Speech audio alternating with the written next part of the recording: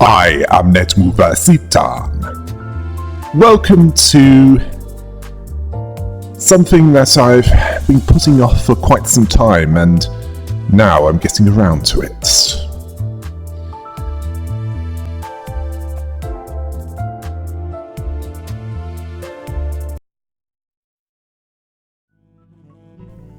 The Mirror Dungeons. A convenient place to train the damned dozen to become stronger, and also test out acquired identities and EGO for when the time comes to fight against the enemies of Limbus Company. Which is, well, whatever is the enemy of those that hired them. It's also to fight those that threaten them, and also that's in the way of acquiring the Golden Bow. A wide variety of foes. Some are human, some are robotic, some are abnormalities, a few are even distortions. But not all abnormalities are hostile to those fighting through the Mirror Dungeon. Some can provide their EGO gifts to those that act towards it properly, where it helps to have enough empathy to understand what to do when faced with each abnormality. The Mirror Dungeons, as revealed in Chapter 4, Act 1, are the thought spaces of the abnormalities, where that band of mostly dysfunctional, emotional retards can get an idea of what motivates each, while minimizing the risk to them. Sometimes it can lead to great benefits. Other times, it doesn't. It depends on how they deal with the encounter with that abnormality in the thought space, which can sometimes lead a specific individual into a check that they need to pass with a, well, if possible, specific sin affinity, which with a few can lead into provoking a fight if it fails. As for the specifics, well, that's what will be covered here. Let's start with the abnormality encounters in the first Mirror Dungeon, the Mirror of the Beginning, starting with the Ardor Blossom Moth. When this one was encountered, orange circles floated in the air before the eyes of Task Force damned. Light fluttering and dancing in the air, creating a haze. Within it, something was burning to death. There was a risk that they'd be burned as well, if the flames touched them. Those that weren't brave enough to risk this turned around and didn't reach out. The warmth was suspicious, even though their spine felt cold. It might have been the wise decision. Playing with fire would only get them burned. Even a child would know that. However, if they did reach out, they were enchanted by this haze as they extended a finger, waiting for one of those lights to land. A glimmering ball gently perched on the digit of one that touched it. Then they were engulfed by fire, then many glows attached to them, until they were shrouded by light. They were granted the Helterfly's Dream EGO gift, which was useful for those that can inflict burn, as it can inflict a total of 3 burn to those that are already suffering from burn, and when activating Wrath Absolute Resonance, that's 3 or more in direct succession, it randomly inflicts a total of 5 burn to all enemies at the start of the combat phase. However, it also causes 16 HP to those without Wrath Sin Affinity, and at the start of the combat phase, in the next battle, It inflicts 5 HP damage to all that don't have rough affinity. Yes, this one has a price to pay for acquiring it. Yeah, this is a good one to have if you're going through the mirror dungeon with Lu Association identities. Along with Encore Sinclair, the one who shall grip. You know, for some reason, it's making me think of Disco Inferno by the Tramps.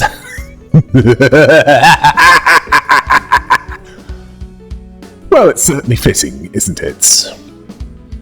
Now, this is a burning moth abnormality.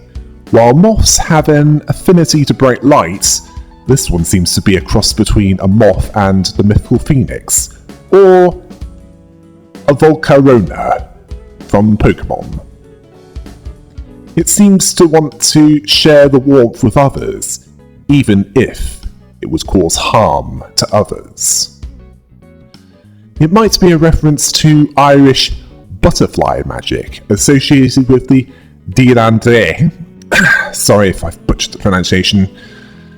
Yeah, basically Irish Gaelic for Fire of the Gods, which is part of protective rituals with the balefire or need fire to increase the longevity of livestock.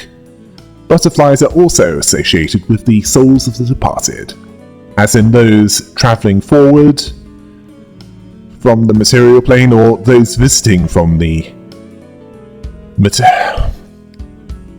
spirit world to the material plane of existence. Next we have the Spiral of Contempt. The damned dozen, when walking into this one, they see blood pouring from above. Beyond them lied a land of gold, with the spiral ahead loudly screeching. Reaching that depth after burrowing for long enough, it lacked sight, but it creaked to face them. If they were foolish enough to keep looking, stare even as all at its particular movements with their yearning eyes, it would feel as if the spirals of spikes were digging into their heads, excavating their brains, making them feel geysers of hatred and contempt, erupting as if they were inside them all this time. So basically each time a career politician makes a promise and then does the exact opposite. This results in all of them receiving 12 HP and 10 SP damage. If they avert their eyes, they'll need someone to pass a check that favours Wrath and Gloom sin affinity, although other sin affinities can be used. If they fail, even though they turned away, it kept pulling them in. As if drawn by a magnet, all eyes were pulled towards it. The spiral has not forgiven. Contempt for their hesitation to show the courage not to face it takes over. They felt the encroaching spiral slowly dig its way in. And the one that's chosen would receive 25 HP and 15 SP damage. If they pass, the swirling spiral slows down, showing forgiveness, reverence for a being of no significance is followed by a slight self-contempt. The spiral descended out of sight in the meantime, and they received the Perversion Egio gift, which grants an Egio resource that was used to defeat an enemy, unless it's Wrath. In that case, they gain 1 Egio resource for all affinities that are used in that turn. And it would appear that this abnormality is the embodiment of rage, specifically the rage of innocence, of being wronged, and having a desire to right an injustice. Where the more it's focused on, the more it getting to them, where it's best not to focus on it too much, that way it won't consume those that is near it. We now move on to Rising Ashes. In the ashen wilderness that they found themselves, a cry rung out. From a distance, an undulating wall of fog rose. It had a shape that resembled a human, yet it could be a spirit or ghost talking in that form. It had a mouth that was agape, as if crying in despair, that was completely dark. If they decided to walk into the mist, one of them would need to do a check that favoured wrath or lust. If they succeeded, they carefully walked into the dense fog. Eerie howls surrounded them. It was no longer possible to tell which way was forward. All they could do was keep walking. The fog cleared at one point, and a trinket of endless ashen flow awaited them. They then realised it wasn't fog they walked through, and then they received its EGO gift. If they failed, when they walked into the fog and then kept walking, yes, it happened mostly as with the last option, but after a while, even advancing began to feel terrifying. The fog grew thicker. It felt as though they would no longer be able to escape, and they would need to fight for it to get it. Yes. They could get the EGO gift, but they would need to fight for it in order to gain it. Which was unlikely to be anything they couldn't handle.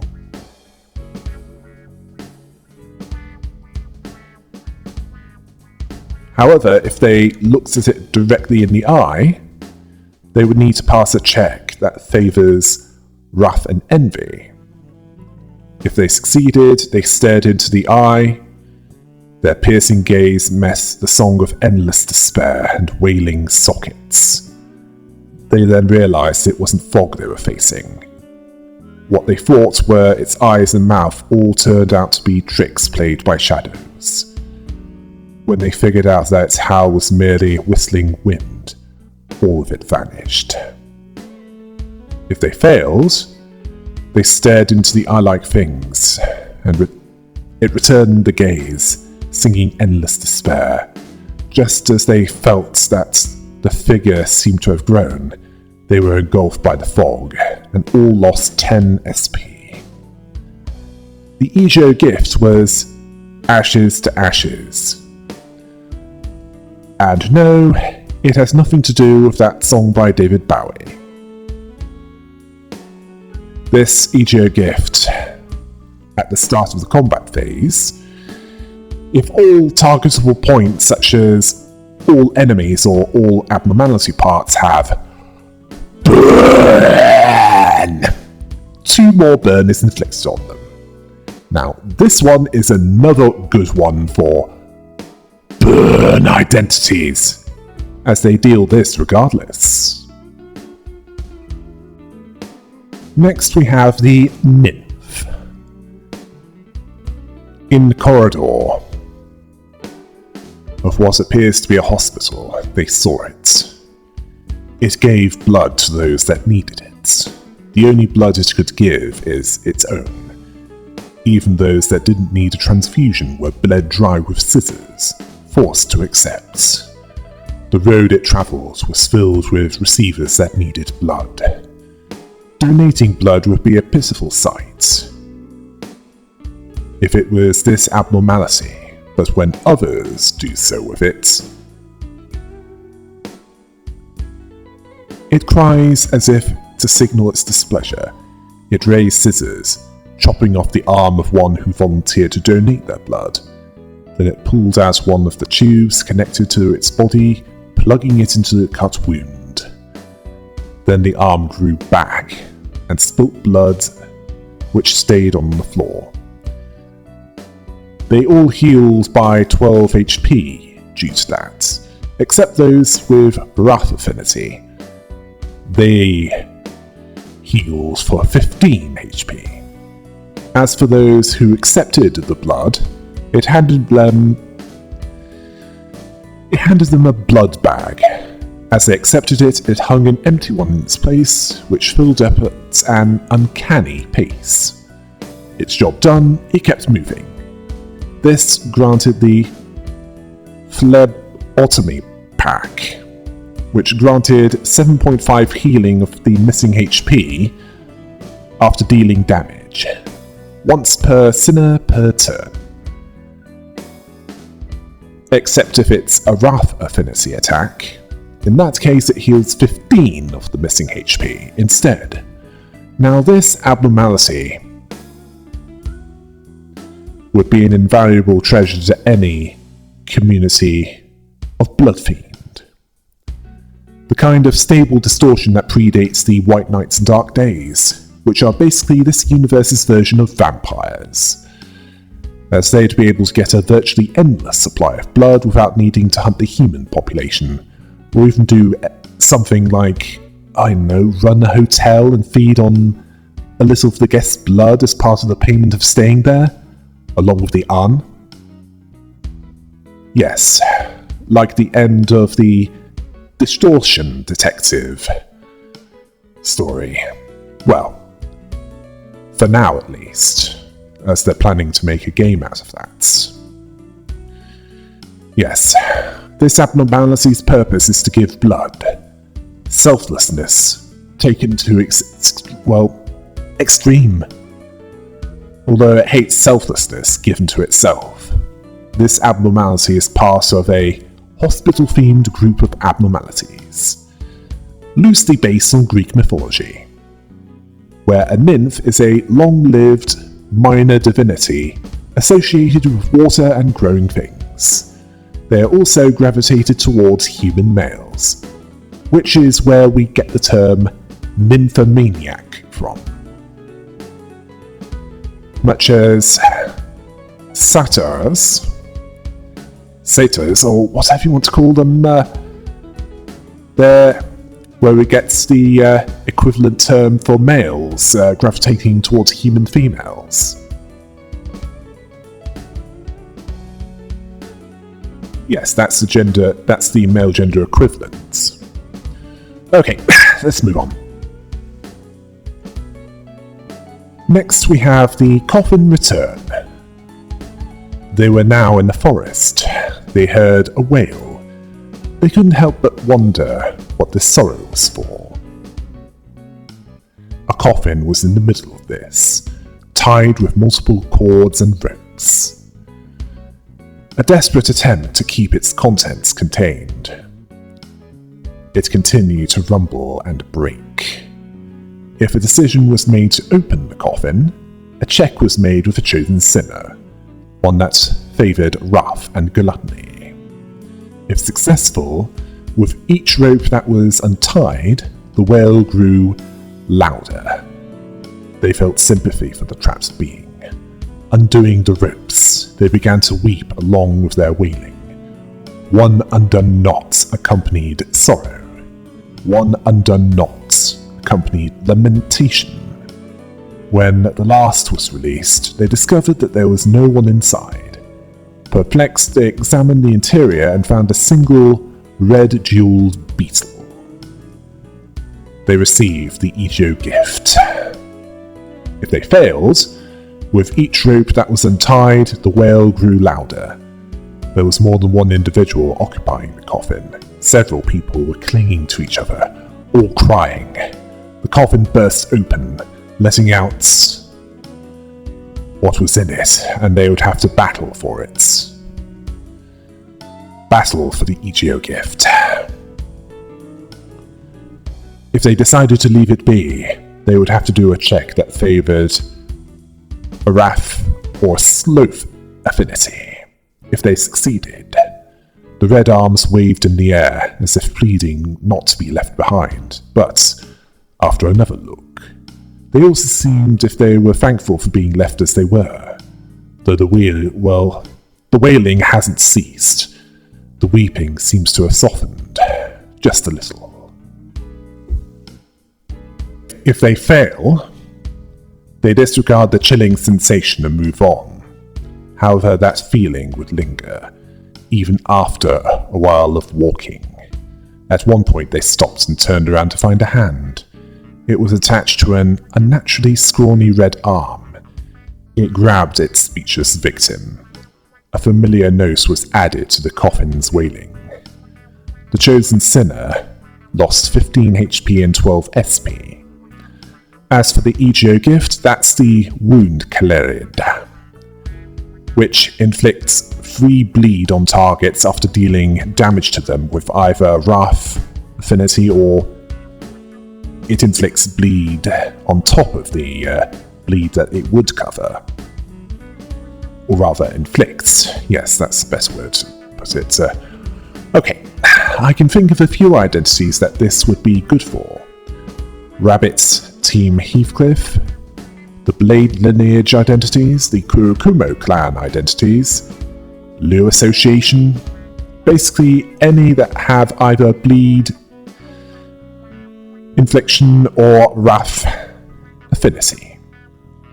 The bound coffin is likely something that represents contained rage, where if it's not let out, eventually it will burst in an emotional explosion.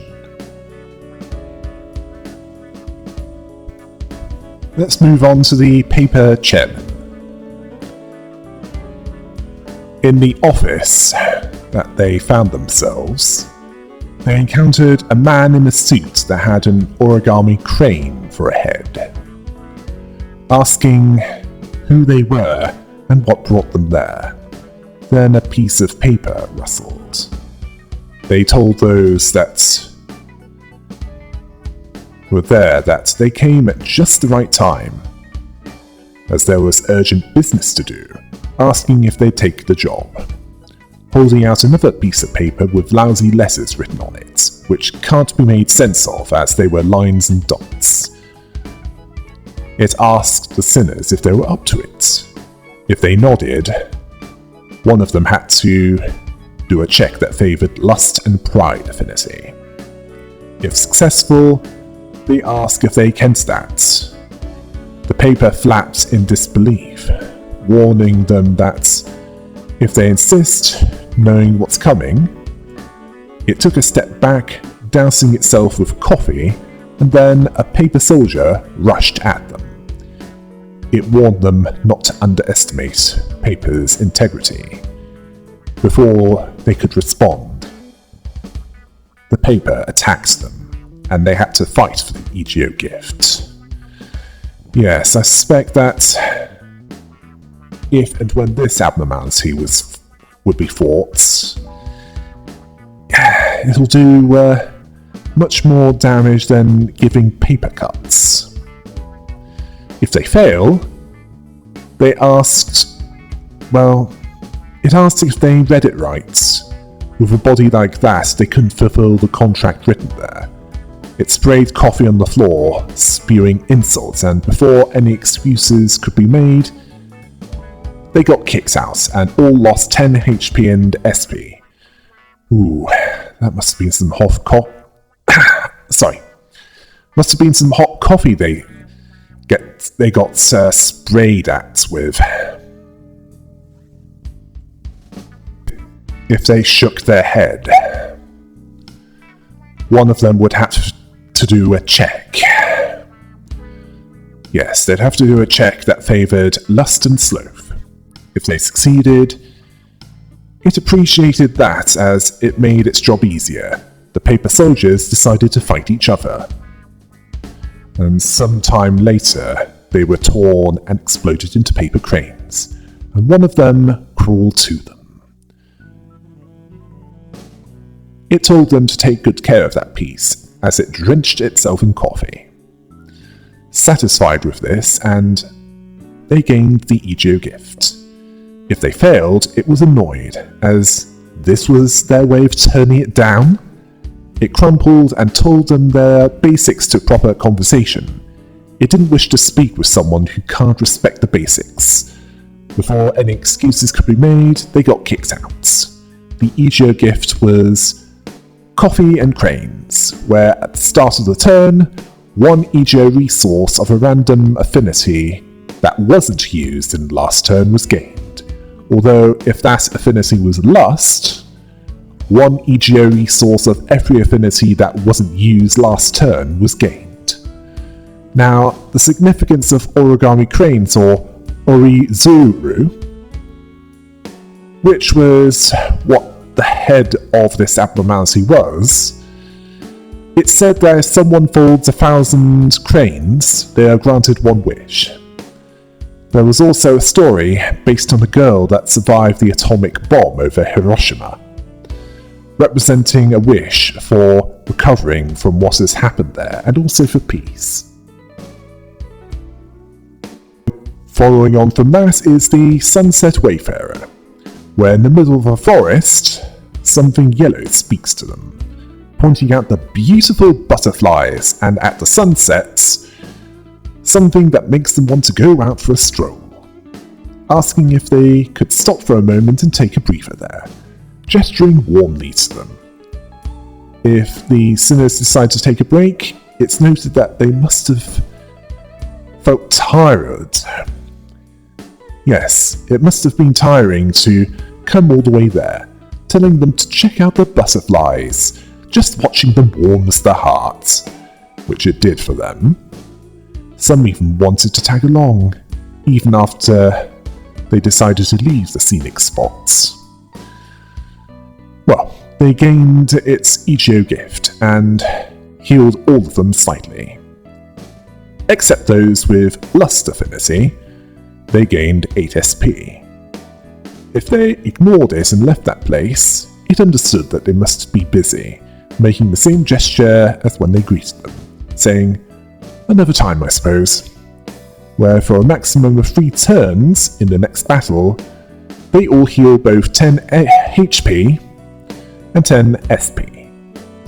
As for its EGO gift, it's the Eclipse of Scarlet Moths, where each turn, when dealing damage with a skill for the first time, half of that damage is dealt as fixed damage to a random enemy.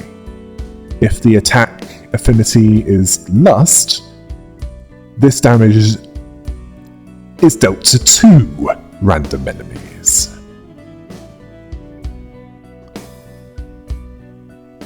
Let's move on to the Hurting Teddy Bear. Now, this is quite clearly an aberration of the Happy Teddy Bear, an abnormality that hugs people to death if they hug them twice in succession, afraid of being abandoned. While this aberration looks more like something from a Toy Story creepypasta, this one seems to hammer nails into those that don't pay enough attention to it, based on how Faust applies it when using its EGO. It has nails lodged in its body, with bloodstains all over it. All the time in pain, it has empty eye sockets with nothing in them but dry red marks. Its arms are wide, still wanting to give hugs. If the sinners decide to remove the nails, there's a check that favours lust and gloom. If successful, the nails were removed from the teddy bear. Bloody pus poured out of the holes. Once this finished, only a dark cavity remained, an empty void. Then its EGO gift was gained. If they failed, it was found that the nails plunged into its chest were buried deep. Nothing would budge even after several tugs and pulls. The plush looked down at them, as if nothing was going on, perhaps unable to feel pain. They got 30 cost and little else. If they decided to bandage its wounds,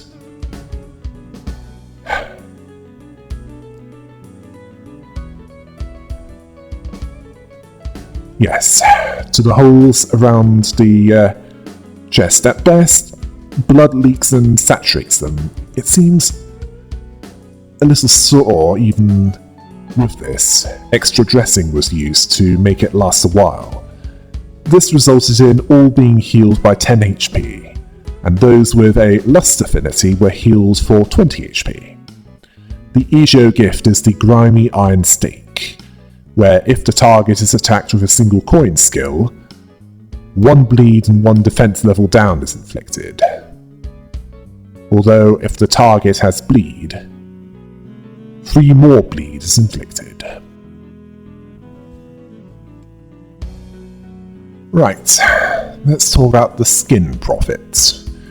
Now, this seems to be an aberration of either the skin prophecy abnormality, one that increases prudence and SP at the cost of white damage or mind damage resistance, or the flesh idol, which, if it's preyed to too little, the employee dies. If it's preyed to just enough, it heals. If it's preyed to too much, they die, and all abnormalities will either be released or trigger something nasty. It's more likely the former, as there are quite a few that do that. Upon entering this room, candles can be seen burning. Scribbling sounds were all that was heard. 3 eyes each took turns glaring into the grand tome bound in skin. It's unclear what it's referencing, if there was any deliberation in its writing. The hands were busy regardless. It sought destruction and doom and continued to write. It might be prophecies for another time and place. If the candles were all snuffed out, one by one, the space grew darker. But it didn't stop the hands from writing. The quill was the only light in the room, but even that was snuffed out. Then the whole place went dark, and all that was left was the pen in its hand. Its Egio gift was acquired, at the cost of having skill final power lowered by 1 at the start of the combat phase in the next battle. Taking a peek at the book, it was an incomprehensible mess that caused all that didn't have lust affinity to lose 20 SP, but they gained 30 cost. The Egio gift was Fiery Down, where if the damage dealt involved lust affinity or burn, 3 burn would be inflicted, and if they had 20 burn on them at the start of the turn, this amount was doubled. In that case, time to go crazy world of Arthur Bram on them.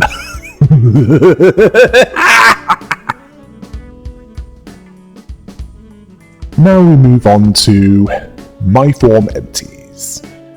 Now this corrupted Buddha was fought at the end of the first refraction line, where a bell occasionally tolled in the red room that it was in. The statue was chanting something. What was chanted couldn't be recognized, but it wasn't a joyous thing. There was a brass ring on the statue's finger. If they listened closely and the SP average was below 10, they closed their eyes and focused on the sound. It was uttering thoughts. Empty oneself by verbalizing one's thoughts, expelling everything within so that nothing remained. The statue's way of forgetting the self, and they felt that they were disappearing as well. At the start of the battle, any without lust affinity was staggered.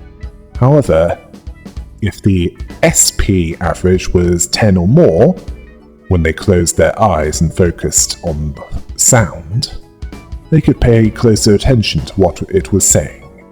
It was a mantra, a way of uttering its thoughts, emptying itself by verbalizing them. They were able to absorb its teachings, fill themselves with the sermon it gouged out, It forgot itself, while on the other hand, they had a clearer sense of self, and healed 10 HP and SP.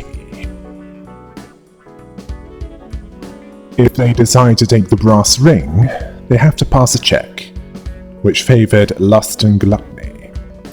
If they passed, the Chosen picks up the ring in its hand, while it remained perfectly still, maintaining its chance. It didn't move. No matter what happened, it stayed forever still. The tone of the mantra remained constant. Consistent even. Its chants were imbued with a curse. They gained the Egio gift. If they failed, they tried to pick the ring up in its hand. The wrists suddenly span in a circle. Each time they attempted to reach for the ring, it did so again, which was its way of communicating, "You're not worthy." Any without lust affinity skills lost 10 SP. As for the Egio gift, it is the Bloody Gadget, where at the start of each turn, a random ally gains 2 damage up, although it prioritizes those with lust skills, where it applies an additional 3 damage to allies that have those. Now for the Drifting Fox. Now this was first fought in the depths of ego of Yi Sang, before the final confrontation at the end of Chapter 4. It hates kindness that's lip service at best, and rewards those that show genuine kindness. It was encountered in an alleyway garbage dump. It had a stuffy atmosphere, and it was unpleasant due to the humidity caused by the rain. A pile of old and worn umbrellas sat in the corner. They jiggled, and it was revealed that there was a large fox underneath. The umbrellas' rusted iron blades had firmly rooted themselves in its back, and if the sinners pulled out the umbrellas, which was causing it pain, unfortunately pulling them out with force caused bits of flesh to come off with them. This resulted in a sharp yelp, and it glared at them. It smacked them with the umbrella in its mouth as a reprimand for their attitude of pursuing resolution without forethoughts. This resulted in all allies losing 10 HP. If they decided to pet the fox, they needed to pass a check that favoured sloth, lust, or pride. If they passed, the growl receded. It was pleased when it was petted, then comforted. Then it shrank to become a statue, and they gained its Egio gift. If the check failed and they tried to pet it, it growled in hostility, jumping and yelping violently and glaring fiercely when they tried to approach it. What else could they have done? The Chosen lost 8 SP due to that. As for the Egio gift, that's the Sun Shower, which provides +2 skill power at the start of the combat phase for all allies when activating Sloth Absolute Resonance, or using a multi-target attack. There are a number of Egio that can be used with. That and Yi Sang's Spice Bush identity has a multi-target attack there. Now for So That No One Will Cry. They found themselves in a cramped room, with quiet flickering candles heard, and a large wooden doll standing in it. Both the room and the doll had talismans filling them. Were they filling either with a wish? Was the doll wishing for anything? If the doll's talismans were removed, the doll knelt. It was hard to tell if it was begging them not to take them, or if this was a gesture of gratitude. Yes, hard to tell indeed. Then the Egio gift was granted. If the wall talismans were removed, there was a check that favoured sloth and wrath. If successful, the urge was followed to remove every talisman in that room. This resulted in the candles lighting up until the room was filled with a pale brightness. At the centre, the wooden doll was liberated from a binding force. It walked up to them, offering an object. And then a battle was fought, and if victory was achieved, the EGO gift was won. If they decided to stop, nothing happened, but the doll, standing there, produced small noises. The talismans in hand turned to sticky blood snapping between their fingers, and if they failed the check, the doll would simply stand there, producing small noises and, the same result would happen. As in nothing of significance. The EGO gift, in this case, is the Talisman Bundle, where after dealing 12 or more damage with a single skill, 2 Rapture is inflicted. 4 if the skill was slash damage. Now this would be perfect for those using 7 association identities, and also Honglu's K-Corp identity as Rupture plus more Rupture. Now that's a good combination. Now for something that is quite a load of. It's the Brazen Bull. This was fought in the streets within the nest of District 11 in Chapter 4, Act 1. But in the Mirror Dungeon, the encounter was quite different. This abnormality was based on a cruel and torturous ancient Greek execution method. The sinners heard a painful moan that echoed across the heat of where they were. Was this a beast or a human? The air was sizzling, and there was the smell of burning flesh. It begged them for some water to drink. If they decided to pour some water into its mouth, it immediately burst into steam, the scorching body not even letting it in. It was unclear if it was due to the scalding pain or the frustration regarding a thirst that can't be quenched. It went into a rampage, ramming into walls, and not even they were spared. And all that lacked sloth affinity suffered 20 HP damage. If they didn't give water, it was unable to lift its body. It let out a great bellow. It was sorrowful and deeply mournful. This rang into the air for some time. Any that lacked sloth affinity suffered 15 HP damage. Either way, they received its EGO gift, the rusty commemorative coin, where the first single coin skill used that didn't defeat enemies would be used again, and after defeating an enemy using either sloth or a single coin skill, would grant 1 more skill power next turn. Now this is especially useful when used with EGO, as that always is a single coin attack, allowing it to be used again on the same turn without any cost of EGO resources. So basically 2 EGO based attacks for the price of 1.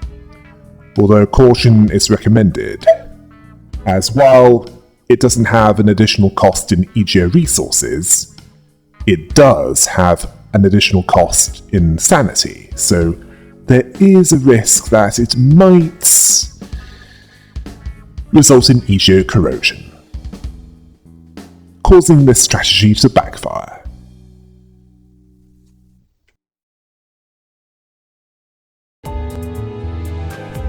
There are still a few to get through, and this is just from the first mirror dungeon. Until next time. Hail the rabbit!